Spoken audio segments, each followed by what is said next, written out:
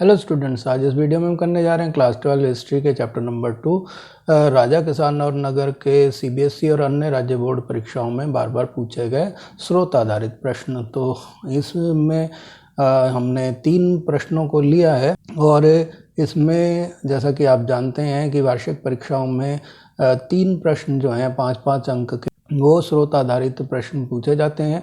तो हमने एक सीरीज चालू की है जिसमें हम सभी पाठों के जितने भी स्रोत आधारित प्रश्न हैं वो उनको कवर करते हुए चलेंगे। तो प्रत्येक पाठ के लिए एक वीडियो बनाऊंगा। पहले वाला पाठ का वीडियो अगर आपने नहीं देखा है तो डिस्क्रिप्शन में जाकर लिंक पर देख सकते हैं। तो शुरू करते हैं वीडियो को। तो पहला जो अनुच्छेद है वो इस प्रकार है, जिसका नाम है एक छोटे गांव का जीवन। इसमें हर्षचरित्र संस्कृत में लिखी गई कन्नौज के शासक हर्षवर्धन की जीवनी है, और यानी कि हर्षचरित्र नाम का एक पुस्तक है जो संस्कृत में लिखी गई है और कन्नौज के राजा हर्षवर्धन की जीवनी है। और इसको जो है लेखक जो इसके हैं वो हैं बाणभट्ट, जो कि लगभग 7वीं शताब्दी में हुए हैं। तो बाणभट्ट जो हैं वो हर्ष के जो राजकवि थे, यह उस ग्रंथ का एक अंश है। यानी कि यहाँ जो नीचे दिया गया है ये हर्षचरित्र का एक अंश है। इसमें विंध्य क्षेत्र के जंगल के किनारे की बस्ती के जीवन का एक अति विरल चित्रण किया गया है। बस्ती के किनारे का अधिकांश क्षेत्र जंगल है और यहाँ धान की उपज वाली खलियान और उपजाऊ भूमि के हिस्से को बांट लिया गया है।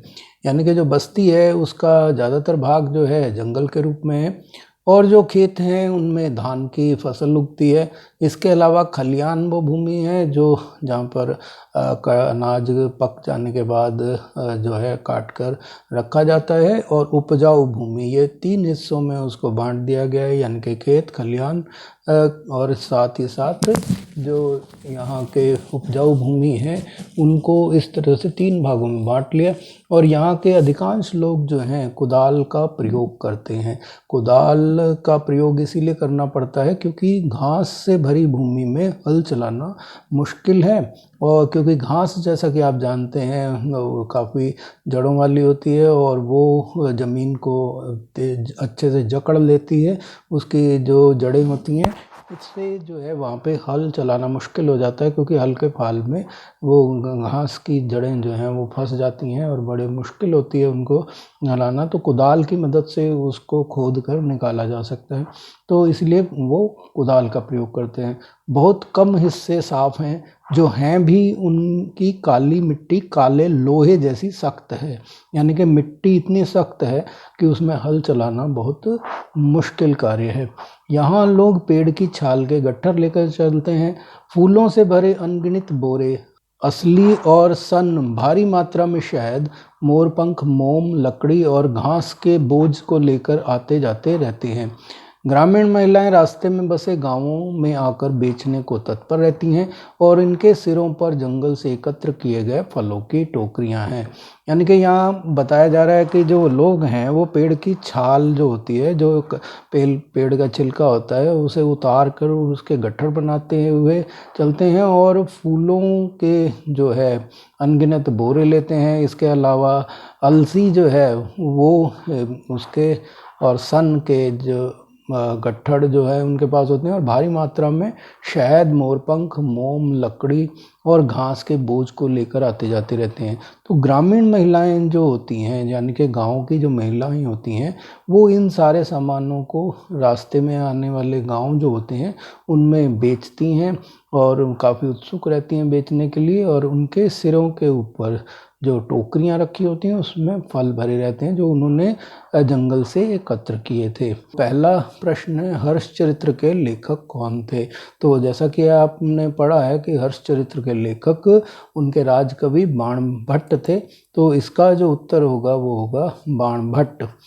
अब दूसरा प्रश्न था कि उस क्षेत्र के लोगों के क्रियाकलापों का वर्णन करना है और साथ ही साथ उस समय के और आज के किसानों के 2 मुख्य क्रियाकलापों का उल्लेख भी करना है। तो इसका उत्तर इस प्रकार होगा कि यहाँ पर देखिए कि उस क्षेत्र के किसान हल की अपेक्षा कुदाल की सहायता से कृषि करते थे। तो यानी कि वो कुदाल का उपयोग करते थे हल की अपेक्षा। और फिर ये देखिए कि ग्रामीण जंगल से पेड़ की छाल, फूल, शहद, मोरपंख, मोम, लकड़ी और घास एकत्र करते थे। और आज के किसान कृषि के लिए ट्रैक्टर का प्रयोग करते हैं और पशुपालन भी करते हैं, यानी कि उन्हें अब इतनी ज़्यादा मेहनत नहीं करनी पड़ती है कृषि कार्य के लिए, चाहे भूमि कितनी भी कठोर क्यों ना हो, क्योंकि अब वो ट्रैक्टर आदि आधुनिक उपकरणों का उपयोग करते हैं। और जो जंगलों से वो सामान एकत्र करने के अपेक्षा पशुपालन करके अपनी अतिरिक्त आय करते हैं। और तीसरा ये है कि ऐसे 2 क्रियाकलापों का उल्लेख कीजिए जो ग्रामीण महिलाएं करती थी। तो यहाँ इसका उत्तर इस प्रकार की, ये पहला है कि जंगल से फल इकट्ठा करके टोकरियों में वो लेके आती थी, और दूसरा इस प्रकार है कि रास्ते के गांवों में ले जाकर उनको बेच देती थी। तो इस प्रकार 2 कार्यों का यहाँ पर हमने उल्लेख किया, क्योंकि 2 अंक का है तो 2 कारण इसके हम यहाँ पर बता सकते हैं। अब दूसरे अनुच्छेद पे चलते हैं। इसका नाम है प्रभावती गुप्त और दंगुन गांव। तो अनुच्छेद इस प्रकार है कि प्रभावती गुप्त के बारे में बता दें। ये चंद्रगुप्त जो गुप्त साम्राज्य के महान शासक हुए हैं, तो उनकी पुत्री थी, और अपने पति की मृत्यु के बाद इन्होंने अपने राजकार्य को कुशलता के साथ संभाला था। तो इनका ही लिखा वाया हुआ एक अभिलेख है। प्रभावती गुप्त ने अपने अभिलेख में ये कहा है कि प्रभावती ग्राम कुटुंबनी का मतलब है गांव के जो भी गृहस्थ हैं, यानी कि शादीशुदा लोग हैं, और कृषक यानी कि किसान हैं, तो उन ग्राम कुटुंबनी ब्राह्मणों और दंगुन गांव के अन्य वासियों को आदेश देती हैं, यानी कि प्रभावती गुप्त आदेश देती हैं कि आपको ज्ञात हो, यानी कि आपको मालूम हो कि कार्तिक शुक्ल पक्ष यानी कि कार्तिक महीना है, जो विक्रमी संवत के हिसाब से कार्तिक महीना शुक्ल पक्ष की बात है कि महीने जो होते हैं विक्रमी संवत में 2 भागों में बटे हुए होते हैं। तो एक भाग होता है कृष्ण पक्ष और दूसरा होता है शुक्ल पक्ष। तो ये शुक्ल पक्ष की बात है कि द्वादशी का मतलब होता है 12वीं तिथि को। तो 12वीं तिथि को धार्मिक पुण्य की प्राप्ति के लिए इस ग्राम को जल अर्पण के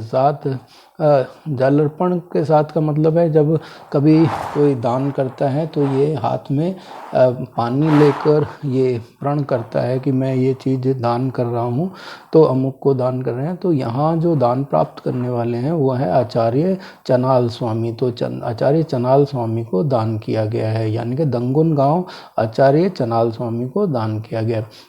आपको इनके सभी आदेशों का पालन करना चाहिए।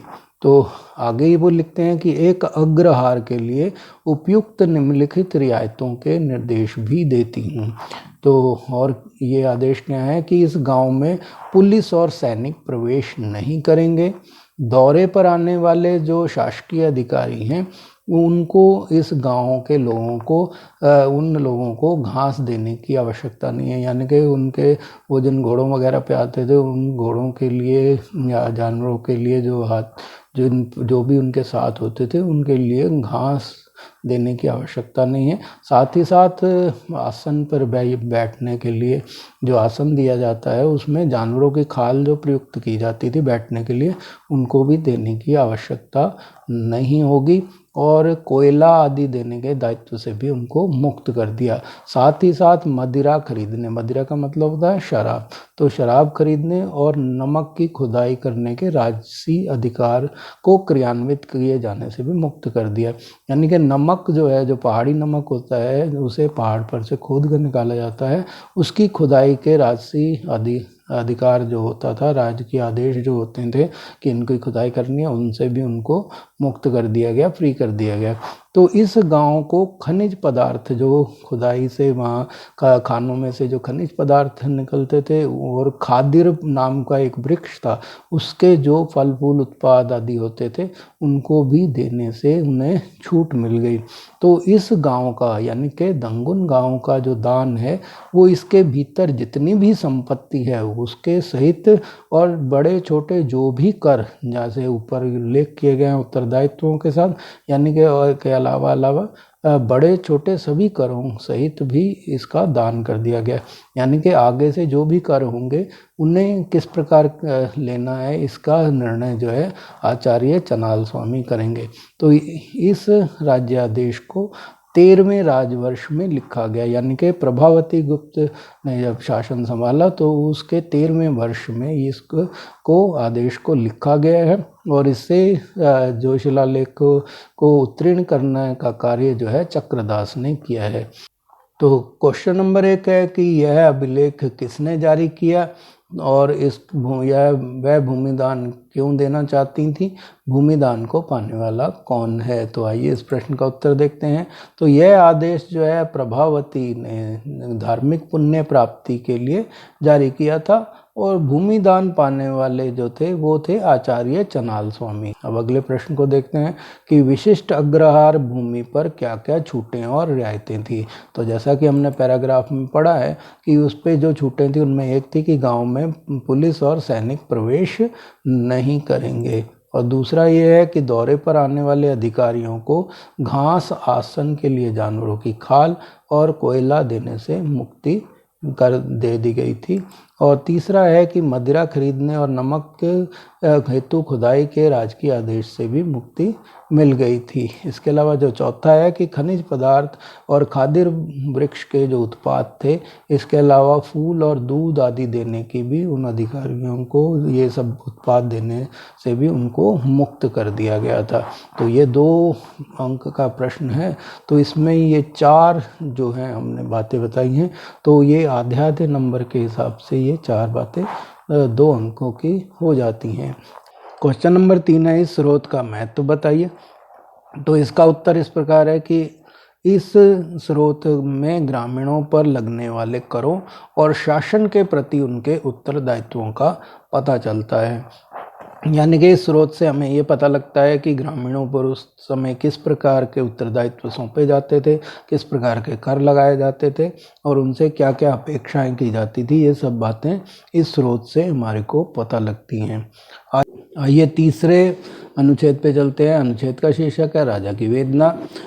तो अनुच्छेद इस प्रकार है, जब देवनाम पिए प्रियदस्सी। देवनाम पिए और प्रियदस्सी जो है ये सम्राट अशोक ने 2 उपाधियां ग्रहण की थी। देवनाम प्रिय का अर्थ है देवताओं का प्यारा और प्रियदस्सी का मतलब है देखने में सुंदर। तो उन्होंने अपने शासन के 8 वर्ष जब पूरे किए तो उन्होंने कलिंग, जो कि आजकल के उड़ीसा, जो तटवर्ती उड़ीसा है यानी कि समुद्र के किनारे का जो उड़ीसा का भाग है, उस पर उन्होंने विजय प्राप्त की।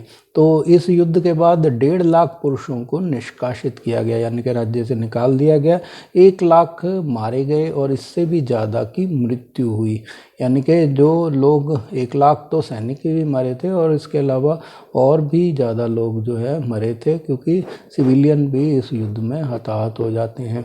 तो कलिंग पर शासन स्थापित करने के बाद देवनाम प्रिय धम्म के गहन अध्ययन, धम्म के स्नेह और धम्म के उपदेश में डूब गए। तो यहाँ जैसा कि आप जानते हैं कि कलिंग युद्ध का उनके ऊपर गहरा असर हुआ और उन्होंने हिंसा का त्याग कर दिया और उसके बाद वो बौद्ध धर्म को उन्होंने अपना लिया। तो देवनाम प्रिय यानी कि अशोक ने उसके बाद बौद्ध धर्म के अध्ययन किया और इसके अलावा उन्होंने धर्म के प्रचार में काफ़ी योगदान दिया और अपना सारा जीवन जो है शेष जो है बौद्ध धर्म के बारे में ही या उसका प्रचार प्रसार करने में ही गुजार दिए। तो देवनाम प्रिय के लिए यह वेदनादायी और निंदनीय है। ये वेदनादायी का मतलब दुख देने वाला और निंदनीय माने बुराई करने के लिए आता है कि जब कोई किसी राज्य पर विजय प्राप्त करता है तो पराजित राज्य का हनन होता है। हनन का मतलब नुकसान होता है और वहाँ लोग मर जाते हैं। क्वेश्चन नंबर 1 है, देवनाम प्रिय प्रियदस्सी किसे पुकारते थे, उनका संक्षेप में वर्णन कीजिए। तो 1 अंक का प्रश्न है, तो एक ही पंक्ति में इसका उत्तर देने का प्रयास करेंगे।